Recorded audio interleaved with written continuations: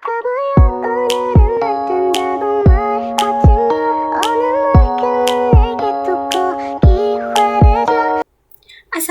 warahmatullahi wabarakatuh. Halo semuanya, perkenalkan nama aku Anita Aprilia, aku dari kelas 11 TKJ 2 SMK Negeri 2 Purwakarta. Nah, teman-teman, di sini kita akan membahas tentang networking models. Yuk langsung kita bahas aja ke materinya. Sebelum kita bahas, di sini kita ada 4 topik pembahasannya, yaitu yang ke-1 ada konsep model jaringan, yang kedua ada TCP/IP model, yang ketiga ada encapsulation dan decapsulation, yang keempat ada OSI layers model. Lanjut aja ke materi yang ke-1, yaitu konsep model jaringan. Nah, di sini ada MTCNA outline. Yang ke-1 ada pendahuluan, yang kedua ada about router aus dan router VNet, yang ketiga ada networking models, yang keempat ada IP address dan subnetting, yang kelima ada access mikrotik, yang keenam ada basic configuration, yang ketujuh ada internet gateway, yang kedelapan ada DHCP dan ARP, yang ke-9 ada bridge yang ke-10 ada routing, yang ke-11 ada firewall, yang ke-12 ada QoS,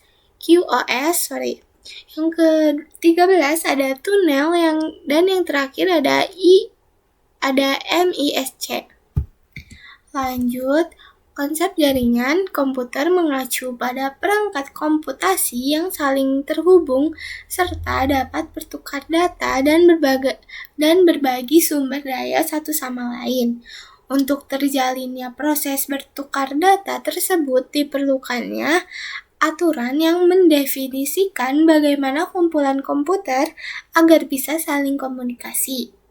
Nah, aturan tersebutlah yang disebut dengan networking models. Jadi, bagaimana setiap vendor dapat saling berkomunikasi dengan open standard networking models yang tersedia. Untuk saat ini, open standard networking models yang tersedia dan terkenal ada 2, yaitu TCP/IP model dan OSI model. Sebelum jaringan terbuka, setiap vendor membuat model jaringan mereka tersendiri.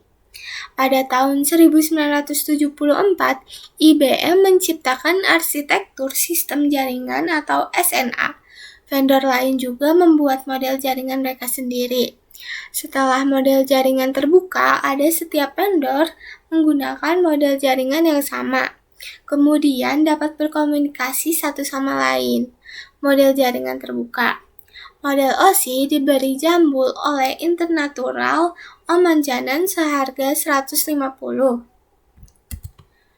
Nah, model TCP/IP. TCP/IP model merupakan jenis networking model yang saat ini common digunakan. Jadi, TCP/IP itu mendefinisikan suatu protokol agar antar komputer, utamanya yang berbeda network, itu bisa saling komunikasi. Untuk membantu dalam memahami, setiap networking model itu dipecah menjadi bagian-bagian kecil yang disebut sebagai layer. Nah, secara dokumentasi TCP/IP model terdiri dari 4 layers, namun penerapan dalam real network TCP/IP model lebih mudah untuk dibagi menjadi 5 layers. Ini layersnya. Di sini ada pengertian TCP/IP model. TCP/IP model adalah model jaringan yang paling umum digunakan saat ini. Model ini mendefinisikan protokol antar komputer berbeda agar bisa saling berkomunikasi. Tujuannya itu mempermudah pemahaman jaringan dengan membaginya menjadi beberapa bagian kecil yang disebut layer. Jumlah layernya secara dokumentasi terdiri dari 4 layer. Namun, dalam penerapan nyata sering dianggap menjadi 5 layers. Layer-layernya terdiri dari application, transport, internet, network access. Di sini ada TCP/IP Application Layer. Nah, fungsinya itu sebagai antarmuka antara aplikasi dengan jaringan, mengatur bagaimana aplikasi bisa mengakses jaringan dan membuat pesan secara berkala. Contohnya itu ini, ada HTTP untuk akses web server, POP3, SMTP, IMAP untuk email, SSH untuk remote server. HTTP digunakan saat kita mengakses suatu website seperti pada gambar. Klien mengirim request ke web server menggunakan HTTP. Selanjutnya ada TCP/IP Transport Layer. Nah, fungsinya juga untuk mengatur dan menyediakan layanan transfer data ke application layer. Dua protokol utamanya yaitu ada TCP atau Transmission Control Protocol. Lebih reliable atau andalan karena ada error checking. Cocok untuk komunikasi IP yang butuh keandalan. UDP atau User Datagram Protocol. Nah, lebih cepat tapi tanpa error checking. Cocok untuk video streaming, game, dan aplikasi lain yang butuh kecepatan. Mekanisme di TCP ada fitur error recovery. Bila data hilang, TCP akan meminta ulang data tersebut. Gambar di kanan menjelaskan proses ketika klien meminta data dari server. Jika ada data yang gagal diterima, maka akan dikirim ulang. Selanjutnya ada TCP/IP Network Layer. Nah, network layer ini berfungsi untuk mengatur pengalamatan dan jalur data dalam jaringan. Protokol utama di layer ini adalah IP, yaitu Internet Protocol. Di sini ada dua fitur utama IP, yaitu ada addressing, memberikan alamat unik IP address ke setiap perangkat di jaringan agar dapat dikenali. Yang kedua ada routing, yaitu menentukan jalur terbaik untuk mengirim data ke tujuan. Mirip seperti sistem pengiriman surat di kantor pos. Yang kedua ada jenis IP address. Di sini ada dua, yaitu ada IPv4 dan IPv6. IPv4 yaitu memiliki 4 miliar maksimal plus strip 4 miliar alamat. Yang IPv6 yaitu menggunakan jumlah sangat besar. Posisi dalam OSI layer yaitu IP terletak di layer ketiga atau network layer pada model OSI. Selanjutnya ada TCP/IP Application Layer, yaitu berfungsinya sebagai penghubung antara aplikasi dan jaringan, mengatur bagaimana aplikasi dapat mengakses jaringan dan mengirim pesan-pesan data.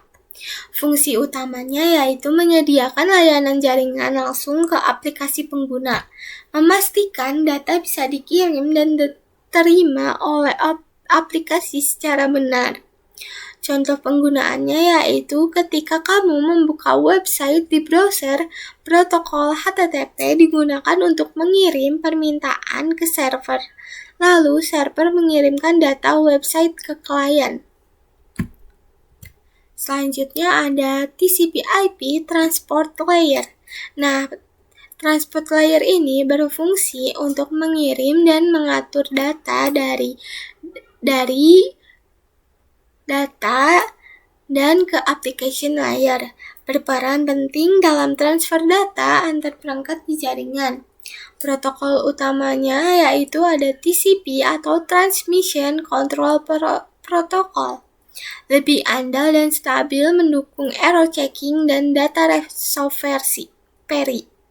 Cocok untuk aplikasi yang membutuhkan keakuratan data. Contohnya ada browsing dan email. Di sini yang kedua ada UDP atau User Datagram Protocol. Lebih cepat tapi tidak menjamin keakuratan. Cocok untuk video streaming, gaming, dan aplikasi real time lain. Ya. Fitur khusus TCP Error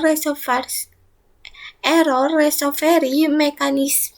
Jika data hilang atau rusak, TCP akan mengirim ulang data tersebut memberikan jaminan bahwa data sampai dengan benar. Kesimpulannya yaitu ada TCP lebih aman dan akurat, UDP lebih cepat tapi tidak seakurat TCP. Selanjutnya ada TCP/IP, data link layer dan physical layer. Yang ke-1 ada data link layer, mengatur protokol yang digunakan oleh physical layer, menyediakan error detection atau mendeteksi kesalahan melalui fitur PCS tanpa melakukan perbaikan menggunakan MAC address sebagai sistem pengelamatan antar perangkat di jaringan lokal. Yang kedua ada physical layer, yaitu menentukan media fisik yang digunakan untuk koneksi antar perangkat, misalnya kabel, konektor, dan sinyal. Mengatur aspek hardware seperti bentuk koneksi dan transmisi data secara listrik atau gelombang. Nah, di sini materi selanjutnya ada encapsulation dan decapsulation. Encapsulation adalah proses membungkus data dengan informasi tambahan atau header di setiap layer protokol saat data dikirim. Decapsulation adalah proses membuka dan membaca header saat data diterima untuk sampai ke aplikasi tujuan. Nah, tahapan penerimaan data decapsulation ada 4. Yang ke-1 ada application layer. Data dibuat oleh aplikasi. Yang kedua ada transport layer, yaitu data dibungkus dengan TCP header menjadi segmen. Yang ketiga ada network layer, yaitu segmen dibungkus dengan IP header menjadi paket. Yang keempat ada data link layer, yaitu paket dibungkus dengan header dan trailer menjadi frame. Nah, kalau tahapan penerimaan data decapsulation yaitu frame diterima dan dibuka satu persatu dari data link hingga application layer, hingga data asli sampai ke aplikasi penerima. Selanjutnya ada konsep ISO model. Konsep OSI model. OSI adalah model jaringan standar dari ISO tahun 1984 untuk menyatukan cara kerja antara vendor. Meskipun sekarang lebih banyak digunakan TCP/IP, OSI tetap dipelajari karena lebih mudah dipahami dengan 7 layernya.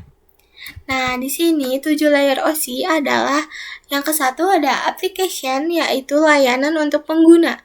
Contohnya ada email, web, dan lain-lain. Yang kedua ada presentation, yaitu format data, enkripsi, kompresi. Yang ketiga ada session, yaitu mengatur sesi komunikasi. Yang keempat ada transport, yaitu menjamin data terkirim utuh, misalnya TCP. Nah, yang kelima yaitu ada network, yaitu menentukan rute dan alamat IP.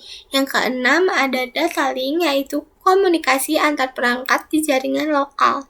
Dan yang terakhir ketujuh ada physical, yaitu kirim data via sinyal fisik seperti kabel dan gelombang.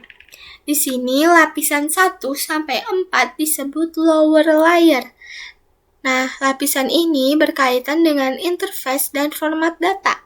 Sedangkan lapisan 5 sampai 7 disebutnya upper layer, yaitu berkaitan dengan alur data. Nah, sekian aja materi dari aku, teman-teman. Maaf kalau ada kesalahan kata. Wassalamualaikum warahmatullahi wabarakatuh.